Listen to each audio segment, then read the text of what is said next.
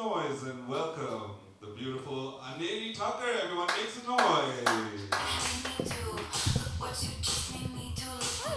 Hello everyone, thank you so much for coming. I am so happy इतनी बारिश में आप लोग आए. And topic of the day is why relationships fail, right? मुझे ये जानना है कि according to you guys, out of your experience, out of your friends का experience, what do you think is the major reason relationships fail? The guy who I was dating was too indecisive on like what to say. चाहे कोई भी relationship कितना भी similar हो जाए, every reason for a breakup is very different because human beings are very different. But the patterns of a human being are very similar. तो difference क्या है एक successful relationship में और एक failed relationship में? और now when I'm talking about a failed relationship, I'm not talking about issues like cheating, domestic violence, religious differences. इन बात की नहीं हो रही है. जो extremist issues है जहाँ पे छोड़ना obvious है is not the issues that I'm talking about. दो इंसान जो साथ रहना चाहते हैं और they are in love and are not being able to make it work. आज I have put forward like 7 factors जिसको अगर पहले सिखा दिया जाए, और सिखाना इसलिए मैं बोल रही हूँ कि अगर कोई प्लेन क्रैश होने वाला है तब अगर एयर होस्टेस तुम्हारे पास है ये करो, कुछ नहीं होने वाला ना. अब let's start with number 1. For people who are single, the most important thing here is wanting the same thing. कि यार ये इंसान मुझे पसंद है तो मैं शायद कमिट कर लूँ, ये इंसान मुझे शायद पसंद है तो मैं शादी कर लूँ. This last very short term, क्योंकि attraction last very short term. For relationship people क्या हो जाता है कि अगर एक फाइट हो रही है and this other person goes I don't care, वो क्या दिखाता है? You don't care if you lose a person. So wanting the same thing in terms of a relationship is wanting to make it work equally. Second factor जो यहाँ पे आ जाता है is use your mind while you still can. ये इंसान कोई तरीके से मेरे फ्यूचर के लिए सही नहीं है, पर मैं इतनी अडिक्टेड हूँ, इतनी अटैच्ड हो आप कि now you don't want to get out of it because your body reacts. क्या ये रोका जा सकता था जब वो पहली 3 डेट पे अगर मैंने आपको बोल दिया कि bro I have an alcohol problem, या आपने मुझे बोल दिया I am a chain smoker and I that is my deal breaker. अभी दिमाग चल रहा है, एक बार बिजनेस चली गई फिर दिमाग नहीं चलने वाला, पर वो चीज़ नहीं रोकी गई. तो अब इसमें कौन से फैक्टर्स आ जाते? तो तुम्हारे goals, second your values, things which you have grown up with which could be completely different. एक बार you are sure of the person कि मैंने सारे फैक्टर्स के बारे में I am sure, now I get into this relationship. What I do now is shut my head off completely. Now that I'm sure of you as a person that I want a future with, now I'm so sure of you that you are my family. Family to a point कि mummy अगर कल बहुत बुरा झगड़ा हो जाए तो क्या बदल दोगे क्या? पापा के साथ बहुत बुरा झगड़ा, कितने भी जाके so many men who don't have a good relationship with their dad, तो क्या बाप बदल दोगे क्या? नहीं बदलोगे ना. That is what family की definition is in terms of a relationship also. कि अब तब मैं तेरे क्वालिटी पे श्योर हूँ तो कुछ भी कर, मैं इधर ही हूँ. The third reason here is that the fights and the triggers in a relationship, उसको navigate करना ना is so different. क्योंकि मैं चाहती हूँ for example in a relationship कि यार जब झगड़ा हुआ है ना तो मुझे 2 दिन बाद मिलो, अभी मुझे स्पेस चाहिए. तुम चाहते हो कि आज ही सॉल्व हो, ये तो क्या ये बदल जाएगा क्या? ये चीज़ तो इंसान में सेम ही रहेगी लाइफ टाइम कि मुझे ऐसे नेविगेट करनी है फाइट्स. ये डिस्कस कब होना चाहिए? क्या जब फाइट हो रही है तब डिस्कस होना चाहिए कि अब ये कैसे करना है? या ये तब डिस्कस होना चाहिए था कि जब तुम बहुत अच्छे मूड में हो और तुम्हें पता है you want to do this, is when you sit and you be like कि bro how do you think कि फाइट तो होने वाली है, जब होगी how do you think we should navigate it. And this is the time कि जब आप बोल सकते हो कि ब्रो 12 घंटे पे मिलते हैं ना. We all know social media is filled with people saying कि लड़के खराब है और लड़कियाँ खराब है, दोनों के लिए हमारे पास इनफ कंटेंट है. We all know that. Now how do you make sure कि ऐसे टाइम पे यू डोंट जनरलाइज. इस फाइट में मैं कभी भी आपकी तरफ ऐसे फिंगर पॉइंट करके नहीं बोलूँगी कि तू तो ऐसा ही है. Man are always like this, females are always like this. When you do that तुम एक अपने पार्टनर को ना ही कंपेयर भी कर रहे हो but you are also putting yourself down. For example, अगर मेरे को कोई चीज़ से हर्ट हुआ है, I am hurt because you insulted me in terms of a public place and you've insulted me continuously for 2-3 times. How do I deal with this without creating a fight? Why not, instead of pointing कि तूने ऐसा किया, instead of using the word you, when I say that you did this, you did that, now that person gets defensive कि यार तुझे तो कुछ मेरी अच्छी चीज़ याद ही नहीं है, मैं सब इतना बुरा हूँ क्या मैं, या मैं इतनी बुरी हूँ क्या? Instead of saying, if I say something like I felt so hurt that somebody that I want a future with or I love so much thought that it's okay to insult me in a public space. And I think that our respect is connected. If somebody respects me, they respect you. And if somebody respects you, that is also my respect. Now this is completely like that person का empathetic side बाहर निकलता है.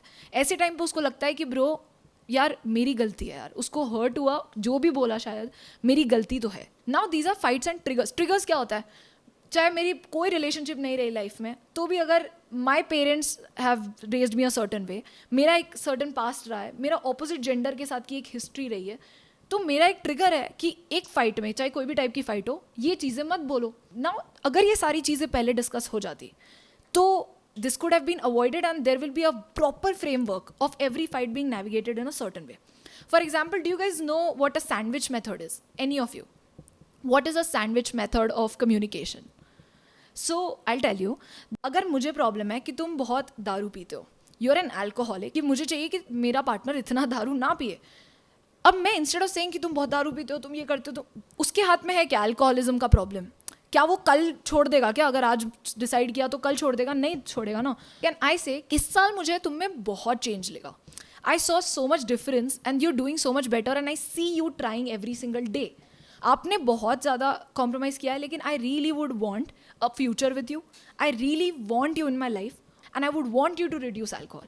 अब इस इंसान ने क्या सुना कि मेरा प्रोग्रेस भी इसको दिख रहा है, तो इसको पता है कि मैं मेहनत कर रहा हूँ, इसको मैं अपनी लाइफ में भी चाहिए, तो ये मुझे हटाना नहीं चाहती है, ये बस बोल रही है कि उसके लिए मेरे लिए कुछ करो.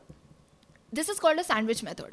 You talk the good thing first, you talk the bad thing in the middle and then you end it again with a good thing, which makes the other person know कि सारी अच्छी चीज़ें रिलेशनशिप की तुम भूल नहीं गए हो और तुम्हें बुरी चीज़ सिर्फ इसलिए बतानी है क्योंकि तुम्हें वो इंसान चाहिए अपनी लाइफ में.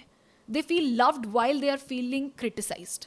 अब लॉन्ग टर्म रिलेशनशिप में सबसे बड़ा प्रॉब्लम है कि you have so much pent up problems कि do not let it get to a point एक लॉन्ग टर्म रिलेशनशिप में कि ये ऐसा ही है, ये ऐसी है. This is the biggest problem in a long term relationship because then you give up कि मैं कुछ भी करूँगी इस इंसान को समझ नहीं आएगा.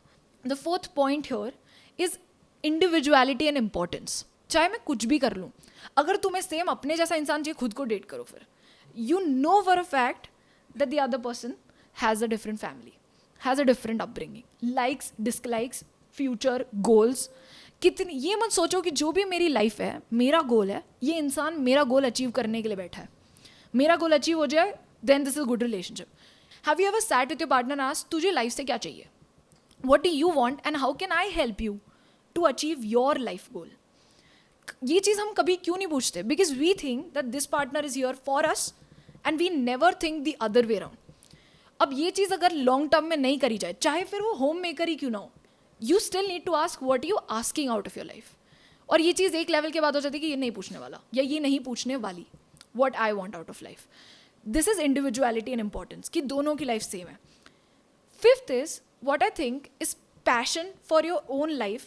अब क्या हो गया, देखो सबका नया ट्रेंड निकला है कि यार चाहे कोई भी रिलेशनशिप हो, मेरे खुद के फ्रेंड्स है, मेरी खुद की फैमिली है, I have something going on for my self. और इसी इंसान को you look closely, you zoom in on the life, तुम्हें दिखता है कि काम तो ये कर रहा है, फ्रेंड्स तो इसके साथ है, पर ये फिर भी 90% of the day is thinking about the relationship.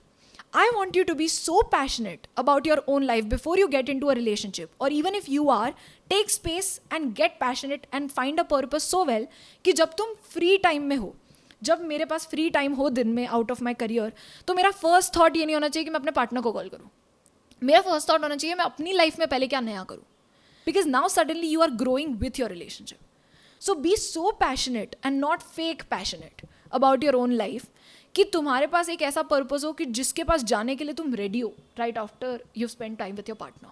The next part here is again if you are not ready for change. Most people का एक एटीट्यूड है रिलेशनशिप्स को लेकर विच इज़ अगर अब मेरे पास कोई इंसान है तो अब मेरा लव लाइफ सॉर्टेड है, अब मैं अपने करियर पे फोकस करूँगा. अगर तुम CEO बनना चाहते हो लाइफ में कोई भी कंपनी का, तुम CEO बन गए तो अब क्या काम छोड़ दोगे या अब मेन काम चालू होगा? तो फिर रिलेशनशिप में आ गए तो काम खत्म कैसे हो गया? व्हेन यू से कि अरे चीट कर दिया, अरे ये कर दिया इसलिए मैंने छोड़ दिया, छोड़ दो, वेरी फेयर. बट जब ऐसी चीज़ों में you don't question yourself is again and again when you keep losing partners and then you eventually get addicted to the honeymoon phase. So I think that your partner is going to trigger you more than anybody else ever can. This partner is gonna put a mirror in front of you and show you the darkest side of your own personality. जिस चीज़ से आप भागते आए हो basically, एक ऐसी side अपनी personality की जिसको आपने इग्नोर कर दिया है आप, because you never wanted to work on it. And now suddenly this person is going to show you the mirror so badly कि you will want to run away. And this is when you have to understand one thing कि अगर you are ready to be actually in this relationship, then this very partner is going to hug and love that darkest side of your personality and make you fall in love with the darkest side of your personality while you work on it also at the same time. तो अगर आप discomfort से भागोगे और उसके लिए relationship से भाग रहे हो, then I think you are running away from growth. Why don't you for once, both the genders together, say that, you know, we need each other? And the last point for that very topic was a communication framework. So the communication framework which I'm talking about is, चाहे ये बहुत superficial लगेगा sound करने में, but every month sit across a table and ask 3 चीज़ें जो मैंने इस महीने में अच्छी करी और 3 चीज़ें जो मैंने खराब करी. और ये मत बोलना that I was bad at, that I can improve. And every month if this keeps happening, imagine how long a relationship can actually do good when there is no pent up energy. The main issue is always कि एक level तक वो चीज़ होती रही, गलती होती रही, and now अगर तुम सुधर भी गए ना कल, तो भी मैं तुम्हारे साथ नहीं रह सकती, या मैं तुम्हारे साथ नहीं रह सकता. The biggest problem here is when you stop noticing and asking. For example, you're my partner and I'm telling you, यार दीदी ने ना मेरे घर पे आज ये बनाया था, ऐसा हो गया, फिर उन्होंने ना गिरा दिया ये वो, and you're like, oh that's nice. Instead of that, if a person who actually loves you and wants to, maybe they do love you, they just don't know how to love you, will ask back कि यार क्या हुआ, उसके बाद क्या हुआ, तो फिर वो दीदी वाला क्लीनिंग वीनिंग हो गया क्या, दीदी को कुछ बोला तो, that shows what? That shows that you actually care about my life and you're invested in my life. Now that I've completed my set, I would really appreciate any and every doubt that you guys can have or may have. Also, please let me know if you liked it or not.